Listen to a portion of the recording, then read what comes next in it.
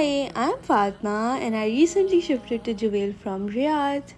अब तो बस एक फ्राइडे का ही दिन मिलता है जब हम साथ में नाश्ता कर सकते हैं, वरना बाकी दिनों में तो हमें नाश्ता और लंच दोनों अलग करना पड़ता है। तो इसीलिए फ्राइडे का नाश्ता मैं हमेशा स्पेशल बनाती हूँ and this is our favourite breakfast. पर मुझे क्रीम चीज़ नहीं पसंद तो मैं अपनी साइड पे क्रीम चीज़ नहीं डालती हूँ। और ये पता नहीं क्यों मुझे पराठे निकालने में इतनी मेहनत क्यों लग रही थी। और यहाँ तो ना किसी के घर आना होता है और ना ही किसी के घर जाना होता है, तो मेरी जितनी शलवार कमीज़ है वो तो ऐसी ही पड़ी हुई है, तो बस मैं इनको घर में ही पहन के खुश हो जाती हूँ। And this was our breakfast spread. आज हमें जाना था ग्रोसरी करने के लिए, पर उससे पहले हमने खाई स्पैगेटी जो मैंने कल बनाई थी और ये इतनी मज़े की बनी थी ना, उफ मुझे अभी भी क्रेविंग हो रही है। पता नहीं है मेरे साथ क्या मसला है, अगर मैं घर से बाहर जाऊँ और आइसक्रीम ना खाऊँ तो मुझे चैन ही नहीं आता। खैर यहाँ मुझे नेस्टो के बाहर फूल नजर आए तो शौहर साहब मुझे वो तोड़ के दे रहे थे, but little does he know that it's gonna and up on his year instead.